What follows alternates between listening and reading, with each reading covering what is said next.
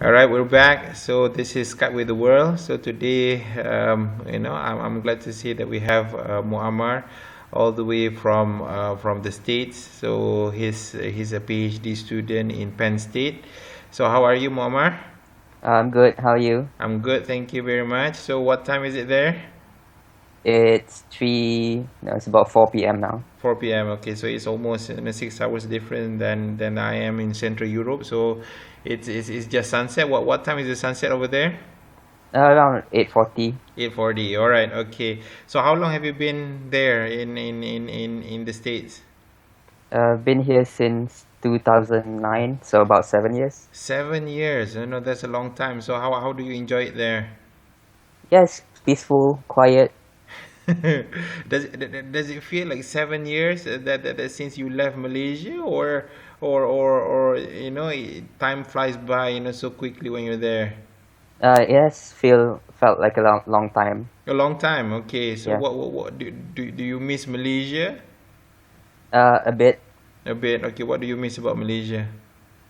like the food there is pretty good, Okay. and what else? I miss Zafar.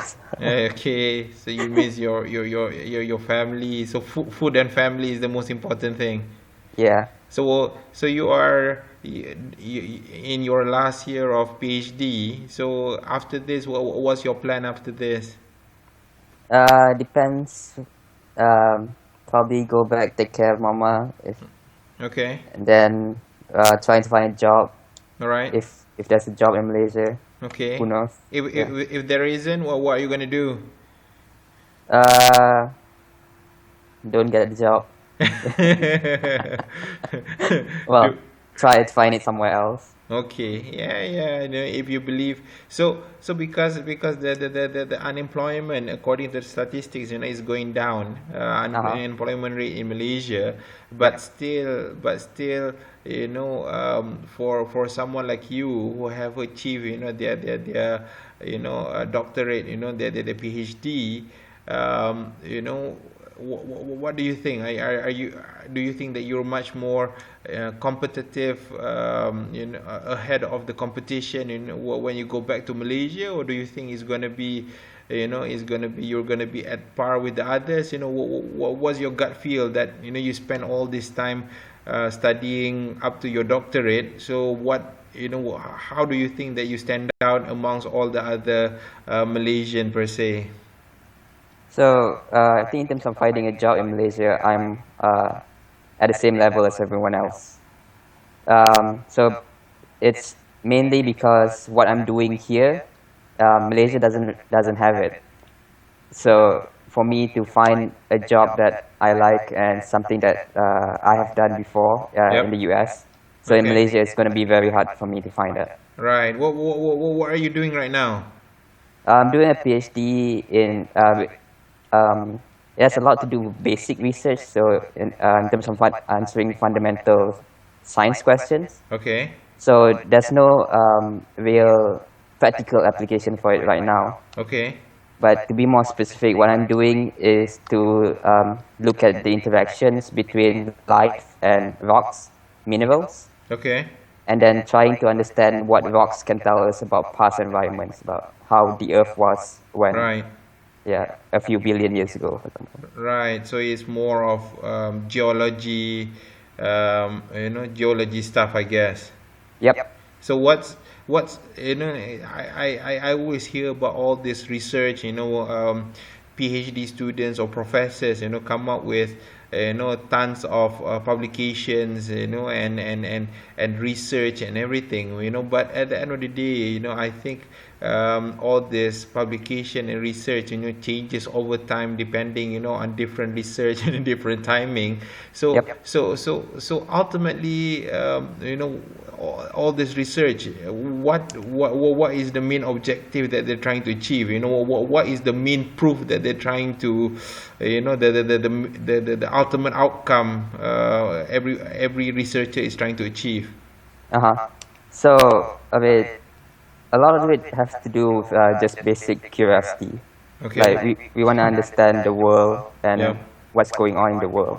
Yep. And so when we're trying to do that, the practical application only comes much later. Yeah. Like for example, understanding the electromagnetism, Right. and now we have wireless and Right. GPS and all the Yeah. other stuff like that. And then, I don't know, have you heard of CRISPR?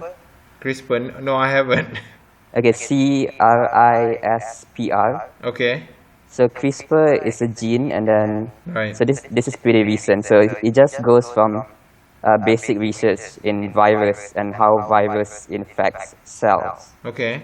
and then but scientists have found out that they can actually utilize this CRISPR gene, Okay. and now they can modify any cell of any region of the cells that they want. They can insert or delete any genes that they want from any cell. For any cell, all right. Okay. So if they are able to manipulate this per se, it means that they can change anything that they want. Pretty much. Yep. Almost anything. Yep. Okay. So it can be used, as something good or something bad at the same time. Yeah.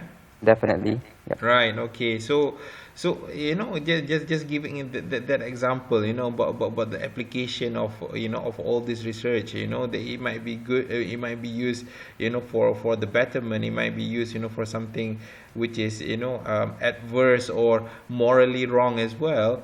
Mhm. But if you who actually determines, whether how to apply it, is it based on from a researcher to researcher, or is it based on commercial politics, economy?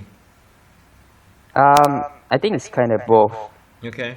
So when the researcher discovers it, so the Yep. first, so the researcher has the responsibility to tell whomever they think can use the finding. Do they tell, or do they sell the idea? Kind of both. Yeah. Of course. Okay. Do Yeah. they So, get a lot of money? Or, yeah, let's say they sell the idea yeah. to let's say, to an institution or even pharmaceutical company, for instance. Do they get a lot of money, like, intellectual property rights? Yeah. Sometimes they can get patents, intellectual Yeah. properties, right? But there's also cases in universities where the researchers don't have the intellectual property. It actually Okay. belongs to the university. Right. Yeah. So I guess that's the downside of doing experiments or research, on the budget of university. So True. so Yep. yeah. Okay. But the second question was that, who actually determines this, after this is being spread, or the idea is sold,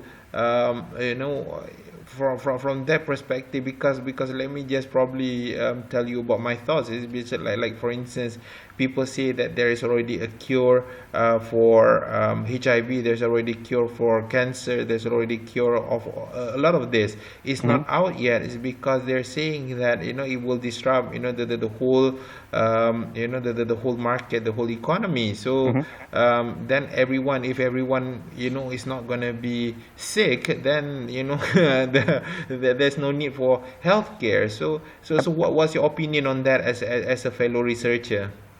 No, I think that's completely true. That's the world we live in today. It's driven by commercial and profit. Yep. So if you can sell something monthly rather than just once, Yep. so you make more money. Yep. So it's great if we can just develop a cure and then just give it for free to everyone. Okay. But it doesn't seem likely. Right. So I guess this question comes back to you. Personally, if it was you and you come up with a revolutionary solution to a problem, would you sell it? Would you provide it for free? For the betterment of everyone, or would you sell it? For own commercial gain. Depends on the invention, I guess. Okay. So if it's like a health problem, Right. I would like to give it for free. But if it's for something that's more useful, like in terms of engineering perspective, for example, Okay. then I want to sell it. Yeah. Right, right, and okay. make money. Of course, everyone needs money, you know.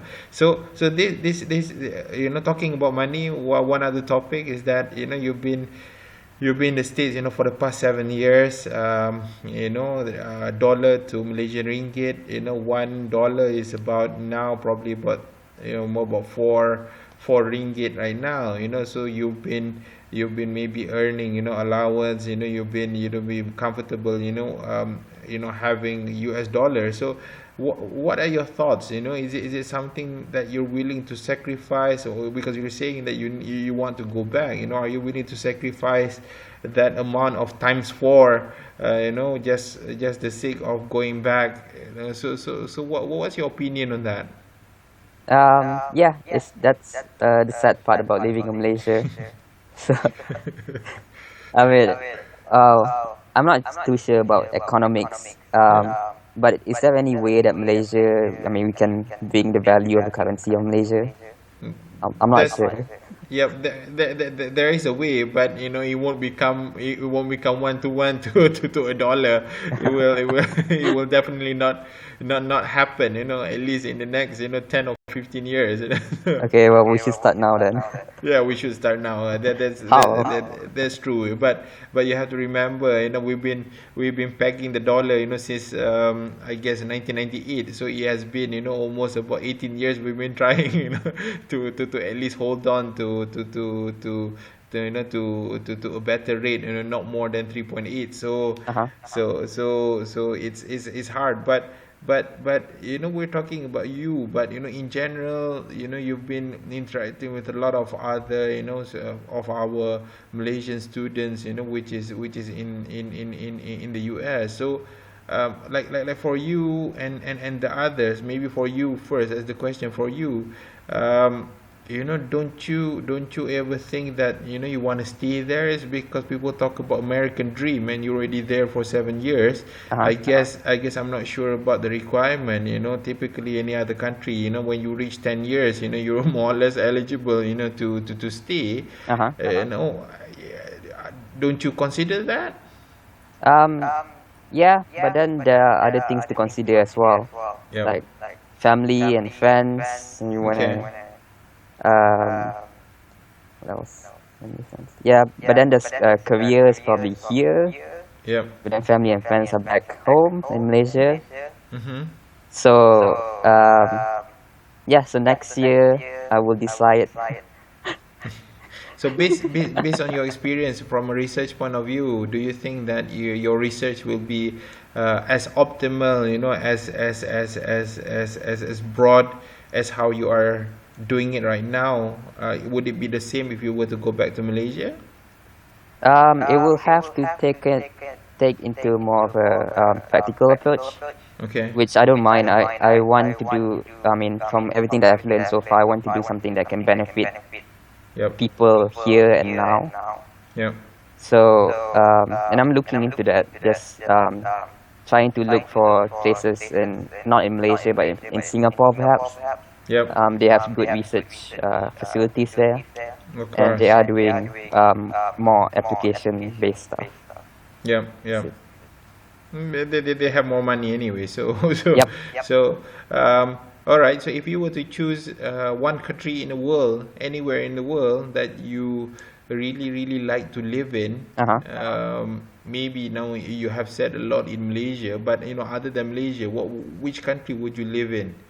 I Uh, think you've been a lot all over the world. Which actually does interest you. I haven't been to that much place, but the most beautiful place I've been to is Iceland. Okay. Iceland's I mean, the people is really nice, and there's Right. there's not a lot of people there. They only have one big city, Okay. Reykjavik, and just the waterfalls and Yep. all the priories is just beautiful. Right, right. I have. All right. I have one last question. You've done your doctorate. You're gonna move into your next phase of life. In career and so on. So you have been meeting a lot of different people. Uh-huh. So if you were to choose, between different communities, from which community would you choose a wife from? Would you go back to Malaysia? Would you choose an American or other people? Uh, I just want someone open-minded. Okay. So race doesn't really matter, All right. but somebody That's who's good. open-minded and relaxed and just yeah, somebody that's good with me, Yep. Yep. Yep. playful. There you, of course, of course. So, all right. So, are you expecting 19 hours of fasting? For I think tomorrow is the first day of fasting. For both of us. Uh-huh. Is it 19 hours? What time? From what time to what time is the fasting time? I'll be honest here. I have no idea how You many have no hours idea yet. because I wake up maybe around 9, and I know the fasting time is the big fasting time is about 9. So Okay. I have no idea the whole hours, and I don't care. So regardless, you have 12 hours. That's good. So I'm the unlucky one. I start early and I'm gonna finish late. All right, no problem. Anyway, thank you. It's been insightful. We definitely want to know more about the research soon. So anyway, thank you very much. For now. Okay. Yeah, thank you. Thank you. Bye bye. Bye.